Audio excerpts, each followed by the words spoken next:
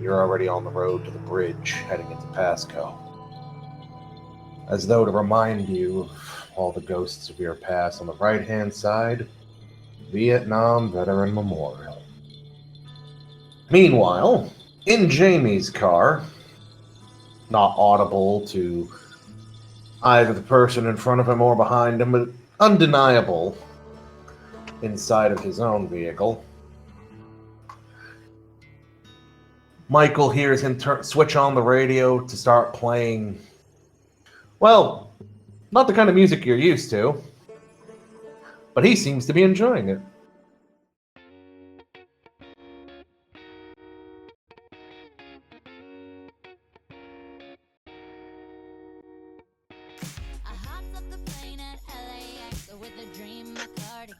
He taps his hands on the steering wheel as he drives, head kind of bopping to the music. I've never broken this heart! Okay, I'm good.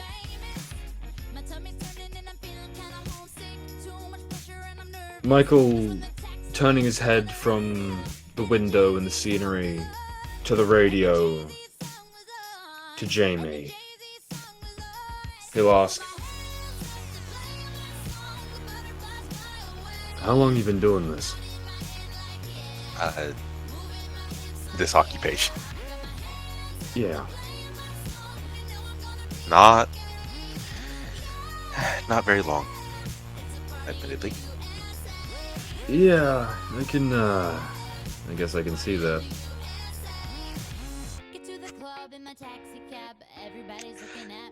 It's catchy. I'm just...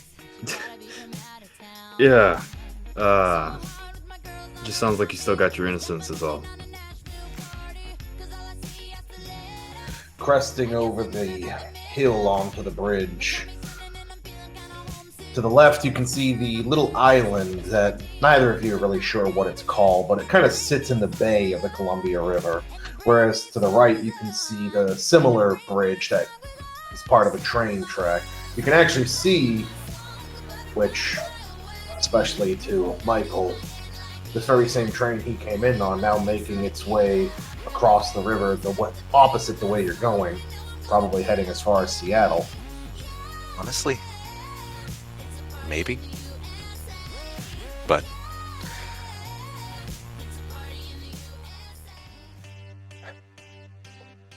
I quickly realized this kind of life, it's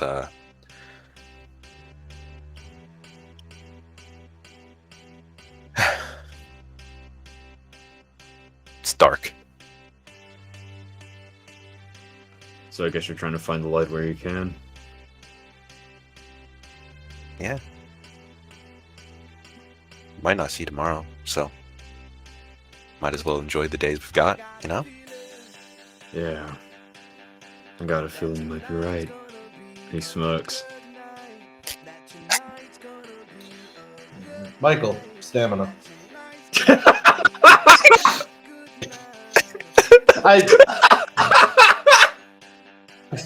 It's not because of what he said. What the fuck? I was just waiting for a lull.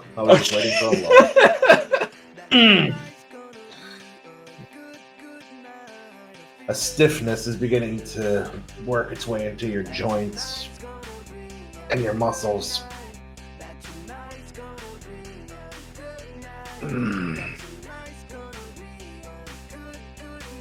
Hey, you got any water or something?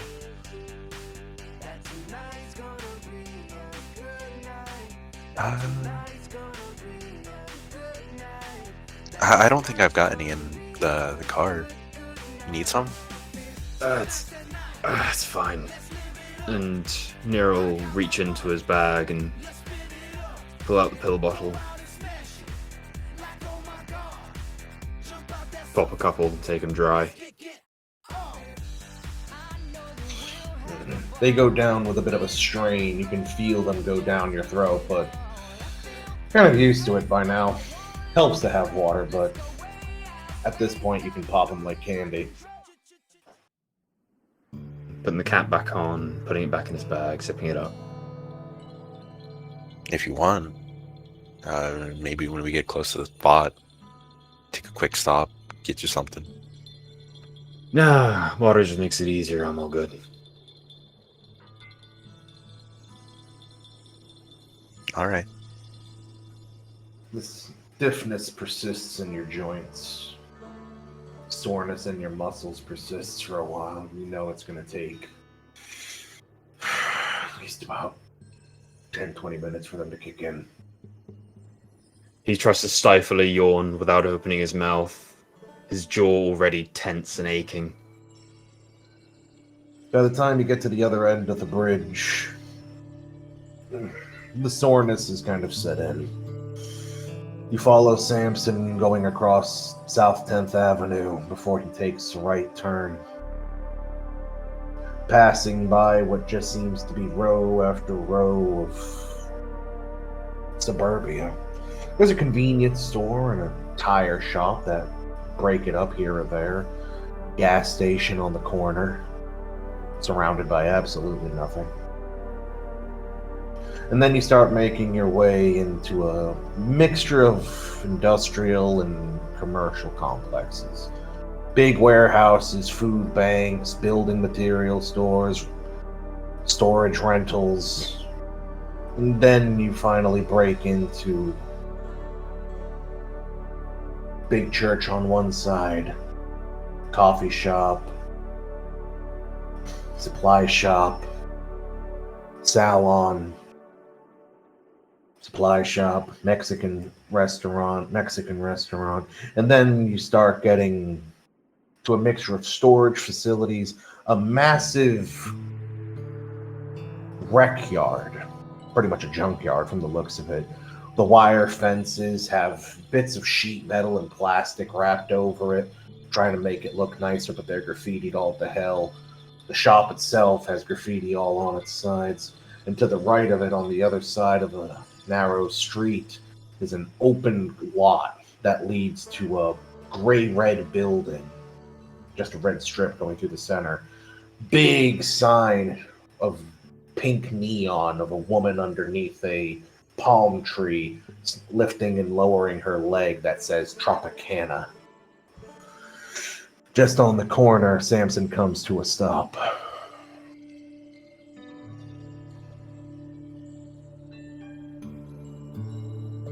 By now, the sky's already gotten darker, a slight gloom beginning to set in.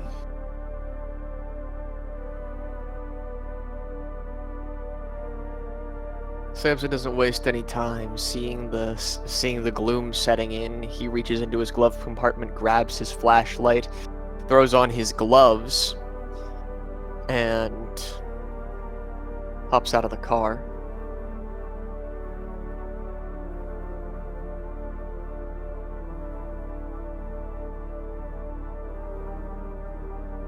We're in the bad part of town, so he won't leave it running. He'll lock his car too. As each of you pull in behind Samson as he gets out, you can hear the whoop whoop as he locks the car with the alarm on. He's stepping out, pulling on some gloves as he does so, making sure they're snug on his wrists. The van coming to a stop behind you. The two of you in the car can hear in the van this oh, oh.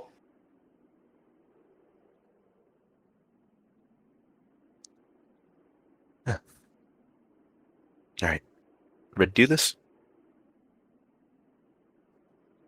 Yeah, I guess so. It's starting to get better. Let's go.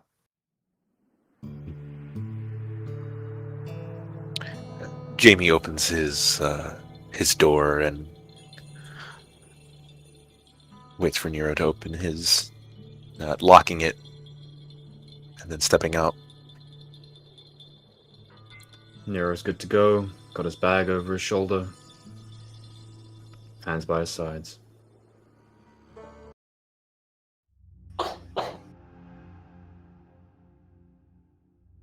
Putting his hammer in his pocket and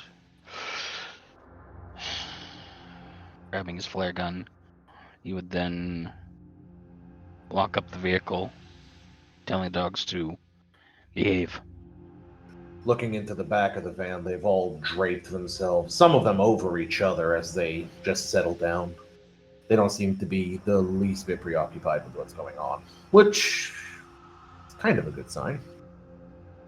As you get out of the van and close the door, the balmy, sticky heat mixed with the cool breeze is faded entirely. Now it's just cool out. The last of the sun is fading over the horizon, and the entire sky is now different shades of blue and gray, with only the faintest strip of red light on the horizon. Street lights begin to pop on just as you close the door. Nero calls out to the others, going closer to Jim and Samson. So where exactly are we going? Samson will look over his shoulder, not saying anything, jerk his head in the direction that they're supposed to go, and start walking that way. Nero follow suit. And so will Jamie. Going a short distance down along the sidewalk, the right-hand side is dominated by the fence, and inside is every wreck you could imagine. Some cars look to be as old as from the goddamn 60s. Hell, you even think you see an old hot rod in there that at this point is just a rusted frame on cinder blocks. About halfway down, the fence splits into two separate lots, and then there's this narrow alley. Boxes are piled up high, trash cans are set haphazardly around.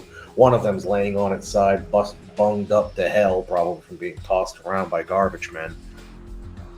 And in the middle, there's just this dip where water seems to be pooling in puddles. At the end of that alley, as you go up it slowly to either side, looking into the junkyard, as the lights begin to gleam an orange sheen over the wrecks, casting their shadows at odd angles. The further ahead, the houses rising, the only ones, being about 3 of them, that hit 2 stories tall, rise up with their backs to you. Just white or light gray walls staring at you, 1 or 2 having stairs going up to the back, big, clunky metal stairs.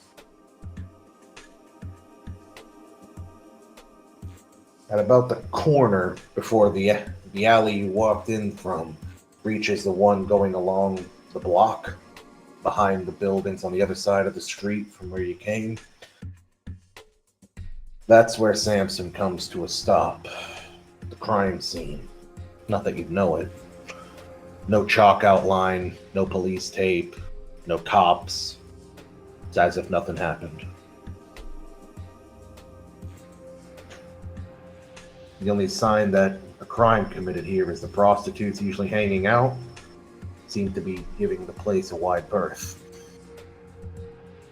Samson will immediately turn on his flashlight and start looking for things.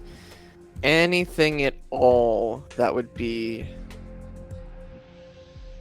unlikely to be in an alleyway. Anything that the cops might have missed. And so will Jamie, starting to help the search. Oh, see, you said the prostitutes were giving it a wide berth. Are there any still in the area? Not immediately. On the entire block, there's not a single prostitute in sight. At least not that you saw driving up. If there's any, they'd probably be at least a block away. Because this is where people know they are. So they're not going to go too far. Nero says to the others, I'm going to ask around. See if there are any rumors I can dig up. Good idea. John, for his part, will look around, seeing if there's any possible cameras that might have caught either entering or exiting the alleyway that the police might have missed or might have just overlooked. In which case, all of you, perception investigation. Almost as soon as Michael begins to walk away, one of his boots clack against one of the trash cans. The heavy metal can topples over, strikes the ground, a loud clattering noise, trash spills out, mixing what looks like a trash bin full of milk and hot sauce, even though it smells 3 times as bad, intermingling into the cracks on the ground and seeping into the center of the alley. It kind of begins to travel along the little puddles, streaking as it makes its way through, making the entire place reek. However, his hand catches himself on the fence as he puts a hand to his knee and seems to roll it for a second with a grimace on his face. Ah, fuck. Careful, Samson will say, completely seriously, before looking back to the investigation. With your flashlight sweeping over the ground, you can see the telltale signs of what used to be the site. There's a slight impression where the chalk used to be, as well as little spots on the ground, like little squares that are clean, suggesting that's where the crime scene originally was before they cleaned it all up within 3 days. As you begin to sift around and throw your light, trying to find anything that may have missed, you do catch one peculiarity. The fence just beside where the woman would have fallen. She would have had to fallen to the left from where she was standing, her back to the fence. Not far away, there's a cut in the fence. Just 3 knots of it seemed like they were cut or torn open by something.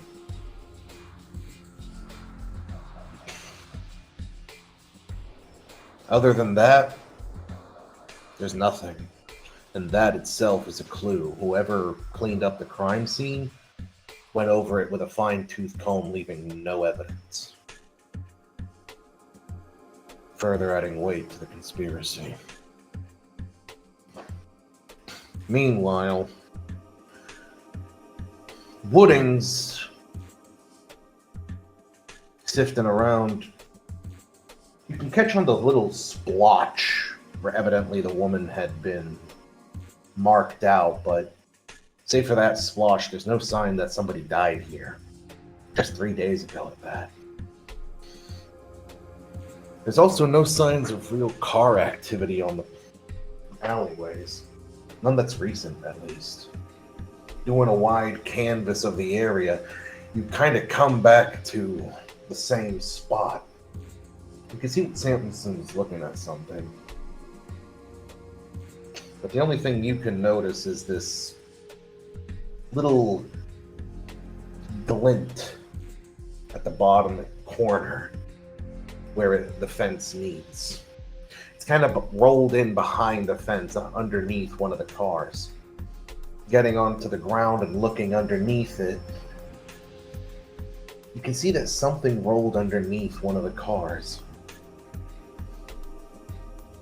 Can't make out what though, it's too dark. Samson. Samson turns his head slowly and then walks over to Woodings. Can you shine the light under here for a sec? Samson gets down on one knee and shines the light underneath it. You illuminate a bullet casing. Too small to be a heavy caliber pistol of some kind. Samson can identify it readily. 50 caliber pistol. There was nothing mentioned about shots fired. In fact, it was told that the body was moved here due to there being no blood. Samson will pick it up and hold it in his light. 50 cal. Desert Eagle, I would guess. Awful lot of heat for someone who's just trying to kill a hooker.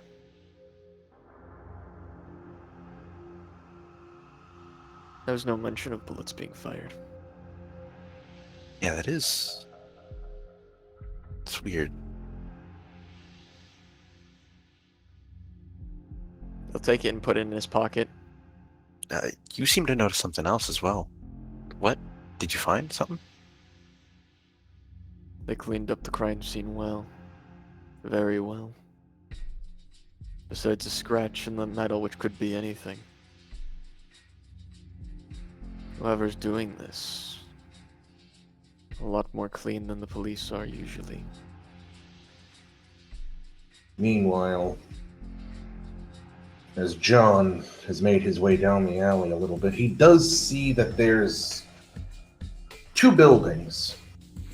They're not quite closed up like the rest are, just a flat wall, one having a metal staircase going up. These have back walls, suggesting an open space in the back. One of them is wide, having a heavy set of doors that you'd have to slide open, that you could then drive a vehicle into. The one beside it just has a door. As you go over to it, first thing that stands out to you is this door is brand new. The back wall, old, rusted sheet metal over it. The cinder block that's showing is weathered, but the door, just this new green painted metal door, is brand new, suggesting it was recently replaced. Beside it, there's a dumpster. If you were to get on top of it, you're not sure, but you think you saw over when you were looking for one the red dot, the light of a CCTV camera that would have seen what happened. So it looks like the CCTV camera is attached to the building with the door. Yes, on the other side of the wall, yeah. Is I assume there's a wire going into the building, so I'd have to. Common sense, you could just climb onto the dumpster and then peep over the wall if you really wanted. Or you could try to pick it. Or break it. Or whatever else. I'm going to try to leap over it. Strength athletics. Taking a couple of steps back and running forward, you leap at the wall, your hands running up. They slam at the top as one of your boot-clad feet strikes the wall. Not as young as you used to be. Slowly you try to pull yourself up, getting one arm over the wall, the other arm over the wall as you look into the back, kind of dangling from the side, trying to push yourself up with your legs. You can see the CCTV camera. Behind the initial wall, there's a car parked, a truck, pickup, old school Toyota. Not that that's what you're here for. More interesting is, it seems like this is a connection point for three individual little buildings. On the left-hand side, there's a garage. It's wide open. You can see a bunch of stuff in there. Boxes mounted, workbenches, tools. But dead ahead, there's a L shape in the building with a door right in front of you. Big red door, glass at the back, and just above it is the CCTV camera. And further in, there's another door, little square cutout of the block. To the left-hand side of it, looks like the alley goes a little bit deeper, and it connects to whatever shop is on the other side of the street. Okay. I can't pull myself inside at all, could I? You have to get over the rest of the wall first. Give it another try, or try to pull myself up. Mm-hmm. Strength athletics. Throwing your leg up, you manage to get it onto the edge of the wall, your heel just barely making it over the side. With that, you can roll yourself up on top of it, bring your other leg over, and push yourself off, hitting the ground with your boot-clad feet and going into a low crouch before you pull yourself up. Hell on the knees, but hell, you've been through worse. With that, you're looking dead at the CCTV camera and the red door ahead of you. And to the left is the open garage space. I stop and listen for a moment. I am absolutely certain there's no one here, by the sounds of it, right? You can hear the sound of a car go by from the street to the left. And you can hear some footsteps coming from the alley, but that's just the other guys. From inside the stores, as you edge a little closer, the only thing you really hear is the persistent of the fluorescent light just above the back door. Hell, even the garage is completely pitch black. The only thing you can really make out from it is from the dim light from the sky. This red door appears to be the one that the camera's feeding into, right? Mm-hmm. Okay. I'm going to try to see if it's unlocked first. I doubt it, though. No, it's locked. Though, giving a good Okay. push on the door, it's not the sturdiest. If you really wanted to, you could probably kick it open. Let's try picking it first. Sex and larceny. Meanwhile, Michael, as you make your way out of the rest of the alley and start looking around, you see a cab on the other side of the street, just slightly to the right of you. The cab driver is in there, and he seems to just be sipping on a coffee. Not really doing much of anything in particular. A little further down, you can see underneath one of the lights, one of the street lights, there's two working girls. One of them wearing a leopard print short skirt and a tight tank top showing off a lot of cleavage. Almost a full show. Whereas the other one is wearing a slinky purple dress that emphasizes her bust and waist. She's incredibly thin, and her hair is dyed a bright, vibrant red that makes the street light just make it almost appear to have a slight luminescence. I make my way over to the girls, looking up and down the street before I cross to make sure I'm not going to get hit by a car. How drenched in bin juice am I? Just the bottom of your shoes. It was more so you had one of those muscle pains. Yeah. Okay, not terrible then. As you approach the two girls, both of them are immediately fixated on you. Even from the short distance, you can smell what seems to be a mixture of whatever floral shampoo they use with the strong, pungent smell of fruits. Cherries and strawberries pollute the air with their smell, intermingling with their natural body sweat that kind of give it almost a haze around them. Their pale skin glistens under the light, suggesting that they mostly work nights. But their eyes fix on you with a dazzling glint from the light above them, making them almost appear to have a halo as you get close, as they entice you, pressing their breasts together and posing as they lean forward. Hey there, babe. How you doing? Walking over, Michael will take a cigarette carton out of his pocket, bump one, put it in his mouth, and look up at them before shaking his head and putting it back in his pocket, lighting it, still drawing nearer. Taking a puff, he'll say, "Not to spoil your fun, but, you heard any rumors about what happened to that alley?" Immediately, the one in the dress seems to lose all interest. She turns, showing off the immaculate side profile, her skin, which is freshly lotioned, catching the light as she gives you a quick turn and ignores you, going to the other side of the street light.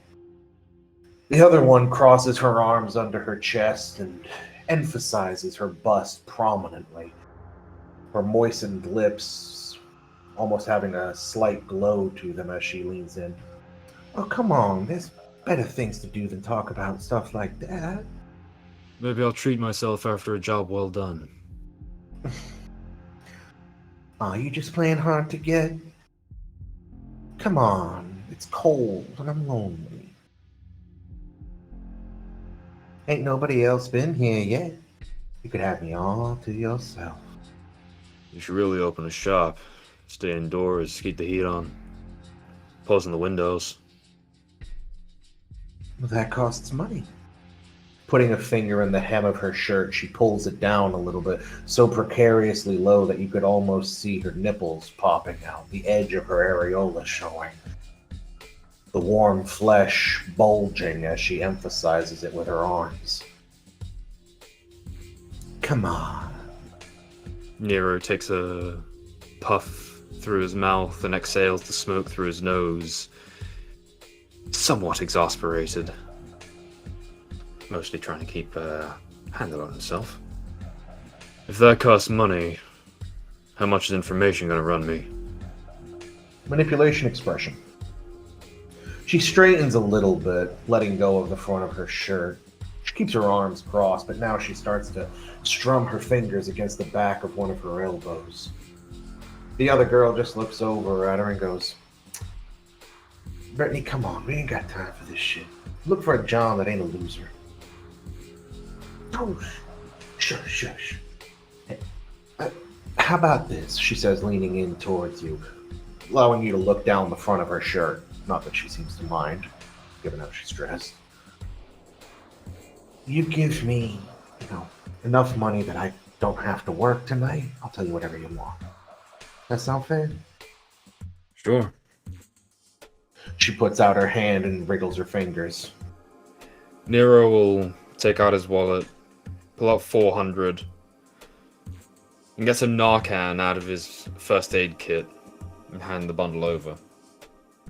Taking the cash, she happily slips that into her brassiere, right pressed up underneath her titty. Meanwhile, the can she just looks at and goes, the hell am I supposed to do with this? Curious overdose. Do I look like I'm doing meth? This doesn't put food in my stomach, okay? I have bills. You got friends too. I'm looking out for them. They can look out for themselves, alright? Do it yourself. She, holding just the top of the can, she rolls it in your direction. Come on. Either give me money or get lost. That ain't enough.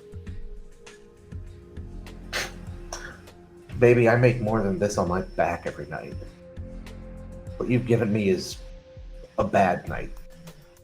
Michael, taking the can back, will look up and down the street. Looks like a bad night. You fucking kidding me? Look, just because I have to sell myself in order to pay the bills doesn't make me any less of a goddamn person, alright? I still like to eat food, I still like to drink, and I still have bills, okay? When was the last time you had a bill that was under $100? He's just gonna level a look at her. Clearly drained, too tired to argue. Letting his gruffness kind of speak for itself. Appearance expression. Her arms crossed. She stares you up and down. She looks down the bridge at her nose at you and then looks back up.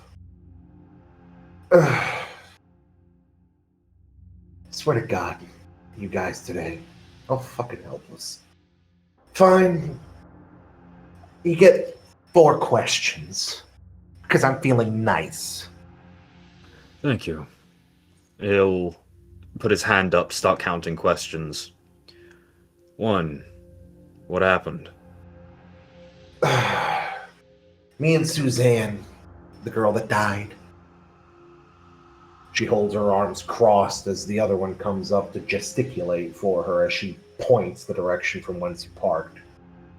We were working our usual side of the street. Okay? We were there for a little while and a couple of guys came over. They looked, I don't know, out of town. Big city kind. They were looking for someone to spend time with. I was talking to a John who had pulled up.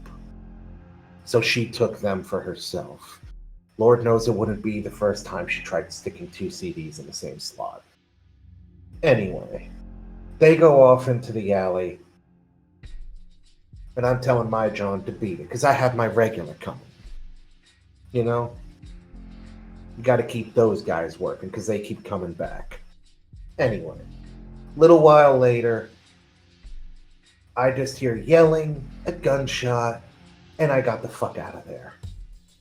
I had to call my John from the payphone down the goddamn road like it's, I don't know, 1995. And that was it. When I heard about this story, they didn't mention a gunshot, did they? No, they didn't mention anything about gunshots. They very much paint it in the way of, like, she was either... Like, they didn't really specify how she was killed, just that the brother had drained her of blood in a, ritualistic, some say twisted, or other variations of just painting a picture of he committed effectively a cult killing. Where's your brother? You mean Kyle? Hell if I know. They say he did it. For all I know, maybe he did. He used to come around every now and then. Real sweet. Cute, too. Blonde. Long hair. I liked him. We had, well, don't get jealous, but we spent the night together once or twice. He didn't like that she had to work, that he was working off at the train yard, which... I mean, at least I'm my own boss. If he did it, well, can't say it'd be the first time I heard about something like that. Still only holding up 2 fingers, Michael would utter a statement. You said you didn't recognize the 2 that were with her. It's not her brother. And I also said I wasn't paying attention. For all I know, he could have pulled up and come through the alley. He goes to the Tropicana to drink, so she reaches out with a hand, pinching 3 fingers together. Drop the tood, or I'll count that one too. Michael would pump his eyebrows and, like, yeah, that's a fair point. And put up a 3rd finger. How long were the police here for? Lord knows I don't know. You think I was going to go around them? Last I checked, my profession isn't considered legal, even though I work harder than half of them do. Or working as hard as you, I'm sure you pay attention to your surroundings. They were here for, like, what, that night and the day after? They showed up like 25 minutes later. I know because I could hear the sirens as I was getting in my John's car. He'll hold up a 4th finger. You hear any rumors for anyone else? Well, hate to break it to you. Might be your idea of a good time, but most guys don't like talking about killing hookers as pillow talk. And if they did, I wouldn't want to be with them. Shocking, I know. And if you forgot, most guys who would talk to me, they're not weird like you. They don't look at my mouth and think she must be good at talking. Well, don't let him tell you you're not. Whatever you say, Pumpkin. Now, that's your 4. She struts out a leg, posing, creating a nice V between her legs that almost indicates what she has for sale, while the other hand rolls out with her wrist. So you got anything else you want from me? Or are we calling this your time up? Because you're starting to scare away the normals. Nero would give a smirk and say, like I said, I might treat myself after my shift's over. Mm-hmm. Be the best damn night of your life. Hope so. Turn on his heel, walk back down the alley. Well, there ain't a woman alive who does Kegels just for her health. As you walk away, the taxi driver kind of follows you. You can't tell if he's confused or just got nothing better to do. You can see headlights coming around the corner. Either driving by or genuinely might have just been waiting to approach prostitutes without anyone seeing. Which is, kind of like the guy who waits for nobody to be looking before he goes into the porn section of the video store. So when I see him, he's more near the prostitutes than he is driving toward me. By far. Okay.